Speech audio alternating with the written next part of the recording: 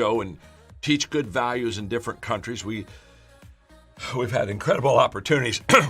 We are now in 3, getting ready to go in countries 4 and 5, going in by the invitations of the president of those countries to teach transformation through what we call round tables, transformation tables, teaching values. And it's a pretty exciting opportunity. So I cast this vision. Larry Stockstill came up to me afterwards, and he looked at me and he said, "John, the answer is yes." And I said, "Okay, Larry, good. That's good. What do you mean by yes?" He said, "Well, the answer is yes. Whatever you need from me, whatever you want from me, the answer is yes. I'm going to give it to you because I love your vision. I love your leadership.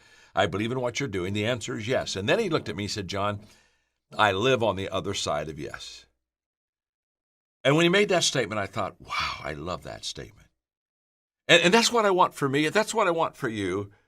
And what I want you to understand in this crisis time is that there's an answer. We will find a way out. We will find a way through. There's an answer. And what happens is this: successful people know that, and unsuccessful people don't know that. If I thought that there was no answer in this crisis, to be honest with you, I'd be huddled up in the corner and I'd be a miserable person. But there's an answer. There always has been an answer. The world has always found a way, and we're going to find a way through the coronavirus. Trust me, we're going to find a way. It may be hard. It may take a long time. It won't be easy, but we will find a way. You see, the greatest gap between successful and unsuccessful people. Okay, listen to me. This is huge. Stay with me for 9 more minutes. If you'll stay with me for 9 more minutes, my friend, I'm here to tell you, I'm just about to serve stuff that's going to make a difference for you. The greatest gap between successful and unsuccessful people is the thinking gap, how we think. I'm not talking about intellect. I'm not talking about IQ. I'm talking about successful people think differently than unsuccessful people. I'm going to give you an example right now. Successful people in every difficult situation believe there's always an answer, and people that don't do well in a crisis believe that there's not an answer. If I think that there is an answer, I'll become a victor. And if I think there is no answer, I'll become a victim. It's just that simple. My father's 98, and he's an incredible inspiration to me. He's been very successful. But he grew up in a little town in Georgetown, Ohio, about 25 miles from Cincinnati, just a very poor community.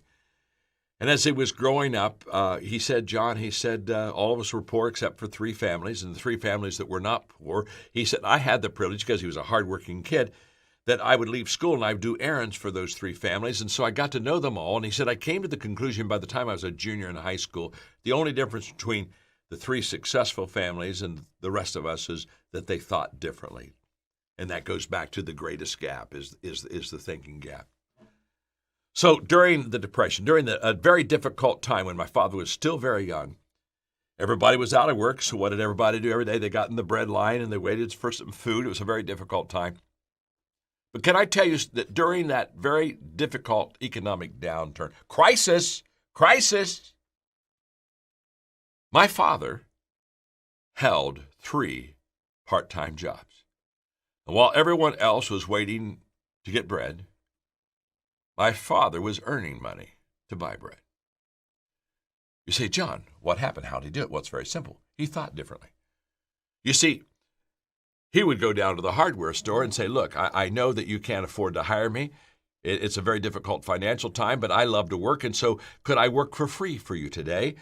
And just tell me some things you'd like to have done in the store. And the owner would say, well, you got to understand, son, I can't pay you. I don't want to be paid. I want to work for free for you today. And that's what he would do all day, work for free. At the end of the day, shake his hand, say, I hope I helped you. And of course, the owner said, my gosh, I just wish I could help pay you. No, it's okay. You don't have to pay me. I just wanted to work for you. He said, by the way, if any time there is a little bit of an opening for a job, he said, would you remember me? Well, of course the owner's going to remember him. He's become unforgettable. He worked for free for a whole day. Dad would go to another store the next day, another store the next day. For a whole month, he went to a different place of employment and just worked for free. And in about 6 weeks, he started getting calls. Hey, we've got to, could you work for 8 hours a week for us? Yeah, well, sure, I can work 8 hours, and we can pay you for 8 hours. Can't pay you full time? Oh, yeah, I could. Oh, yeah, you want... He had 3 part-time jobs. Everybody else is out of work. What was the difference? Same place, same crisis, but not the same thinking. My precious friend, there is always an answer. Don't let anyone take that away from you. I will not let anyone take that away from me. There's always an answer. The third and last perspective I want to give you today, because I think this is just absolutely huge in your life and in my life and everybody's life. Not only is there always an answer, but number 3, allow adversity to help you discover who you really are. Because adversity will move us. It'll move us. And sometimes we need to be moved to find our niche, okay? Now I'm going to give you a real corny, cute story. This is just as corny as can be, so just hang with me for a minute. But I'm talking about allowing adversity to help you to discover who you really are.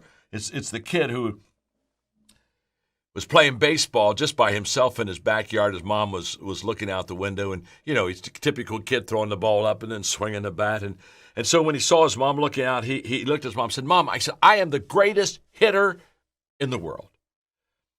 He threw the ball up, and he missed the ball, and he said, "Strike one."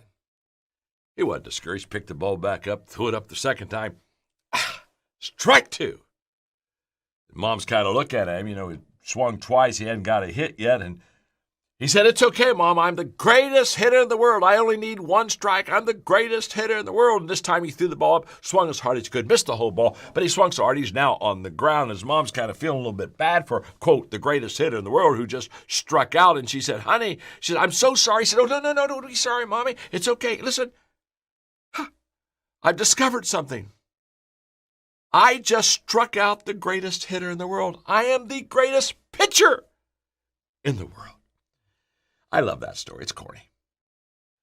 But I give you that story because, my friend, some of us need to be moved.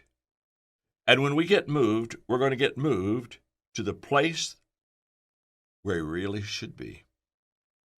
2 quick personal examples.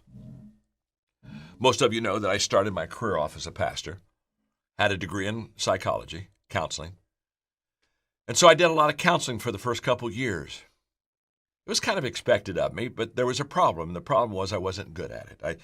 I don't have the patience. I don't have the mercy gifts. I lack all the qualities of a good counselor. And so people would come to counseling with me, but it was wearing me out and it was wearing them out. And I really wasn't that good. In fact, after about 2 years of doing something I wasn't really good at, I'll never forget, I just said, I'm not good at this. I came to the bottom, okay? I came to the bottom and said, I'm never going to be good at counseling. And so I remember doing my little small country congregation. I one Sunday announced, I'm not going to be doing any more counseling.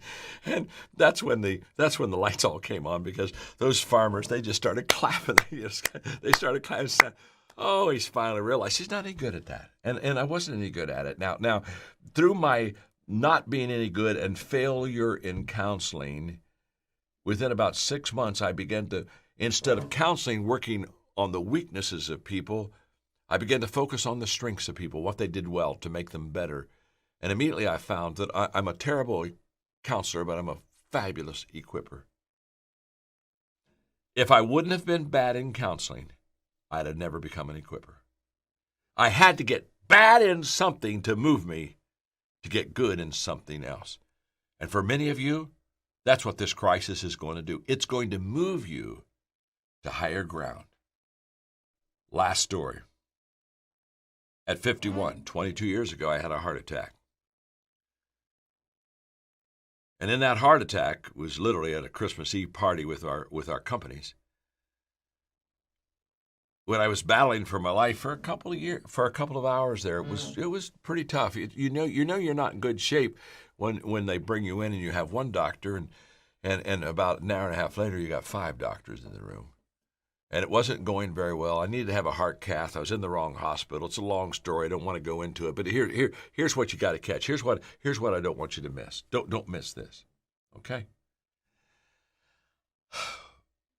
In this incredible crisis of my life and death crisis that I had, when I came out of it and I came through of it, it made me such a better man. You say, okay, John, what happened? What was that turn in your life? The turn was very simple. I felt that my life was spared because my calling was important. And all of a sudden, it raised the stature of that calling, and it raised the stature of what I was doing. The calling got bigger, and I determined to get better.